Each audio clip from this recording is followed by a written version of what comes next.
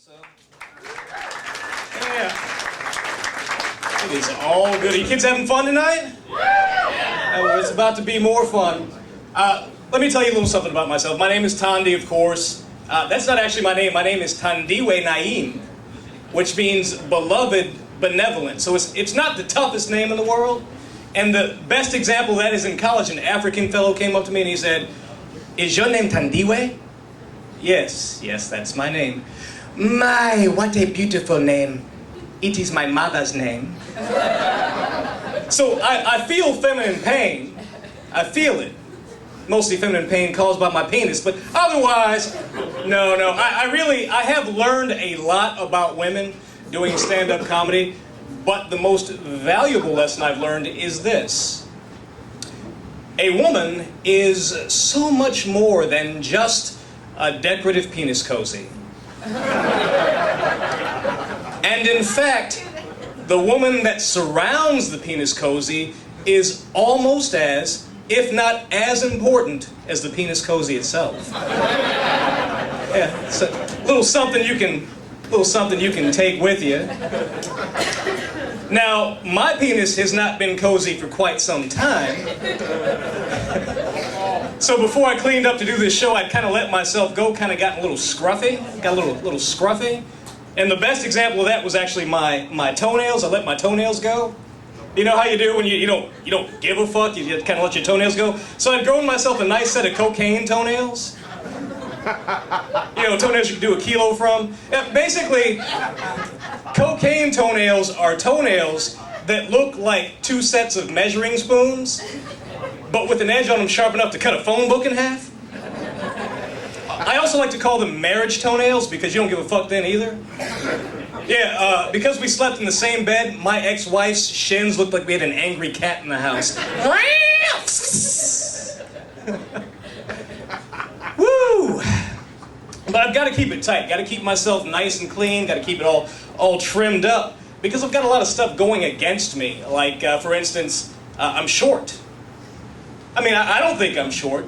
I think everybody else is giants because of all the hormonally enhanced, genetically altered food. But because of this food, we live in a world of mega babies and man titties, but somehow I'm the circus freak.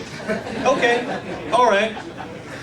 And ironically, where I'm from, back home in the Shire, my nickname is Shaquille O'Neal. Yeah, that's right. I'm like the Yao Ming of the Hobbits Olympic basketball team. Actually, Yao Ming is the Yao Ming of the Hobbits Olympic basketball team. Because Chinese people are short. I mean, don't be mad at me. God played the same joke right here, so we are good to go, Chinese people. We are all even. Now with all this stuff going against me, you would think that I'd have some trouble finding true love, and that is not the case. That is not the case because I've actually found true love in my life, and I'd like to tell you about that now. I'd like to share my experience in true love with you. I feel it here. I want to share with you guys. It's just that she's a mean-spirited bitch. She has left me broken and lying in the gutter time and time again. And she keeps calling me back with her evil siren song because she feeds on tears and snot bubbles and that jello-like erection that she inspires. You know, the only good thing this monster's ever done for me is give me a kid. And actually, she's here tonight. Would you like to meet her? Yeah. Yeah. Say hello to the people, honey. Yeah.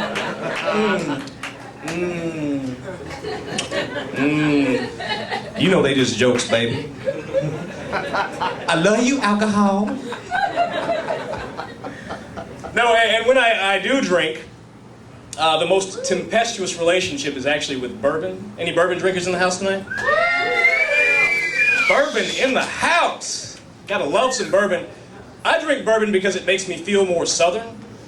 Like when I drink bourbon, I'm no longer on the streets of Richmond. I'm no longer surrounded by homeless people. Those homeless people are transformed into swaying magnolia trees. And I'm no longer in the basement of Gibsons, but in a beautifully appointed southern plantation mansion. and I'm wearing a beautifully starched pressed seersucker suit, sipping a fine Kentucky bourbon, with the lady of the manor on my arm. And then, as if to actualize the southernness of the fantasy, the master comes home. Yeah. And he sees me wearing his clothes and drinking his liquor and fucking his wife, and he beats the shit out of her. And don't get me wrong, I deserve it, because his wife is ruined. I mean, I'm not gonna handle my big penis, so you shouldn't either. Oh. So I say a lot of things on stage that perhaps I shouldn't. And I don't have a problem with that. I don't have a problem with that at all. But there's one thing that I take deadly seriously. I take very seriously, and that is daddyhood. I'm a father. Any parents in the room? All right, well, fatherhood is the most important thing in my life. I love my kid more than anybody, and so I take it very seriously. So when somebody else that has like an issue comes up to me and approaches me asking me for fatherly advice, I can't help but be there. Like, one time, I was working with this kid, and he came up to me, and he wanted to know, is it gay to kiss your dad? I was like, come on, talk to me, son, talk to me. Let me ask you a few questions when you ask yourself this question. How long was the kiss that you had with your dad? Were you drunk when you kissed your dad? And finally, when you slipped your dad the tongue, did he reciprocate? No, of course it's not gay to kiss your dad. This is a man who is probably the most important man in your life, and if you're not giving him a romantic kiss and there's no romantic intention, it's okay. Now, if you snowball your dad, that is gay. Ooh, yeah, ew is right, ew.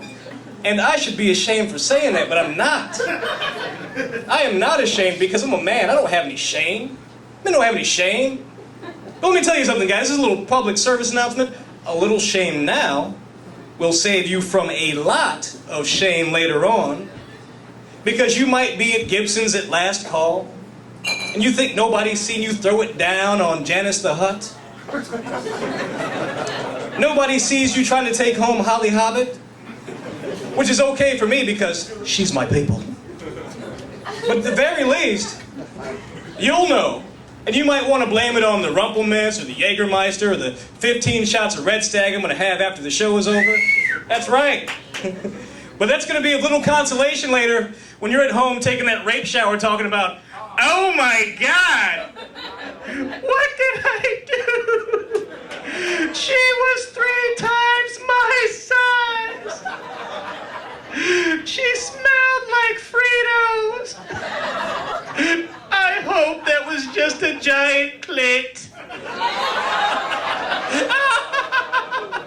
Now, what did I do with her telephone number? Is it? Yeah. Hey, before I get out of here, because we're talking about shame, let me go ahead and talk about a local shame. I'm gonna do a little joke, gonna preface it here, because I don't want anybody to stab me after the show or shotgun me.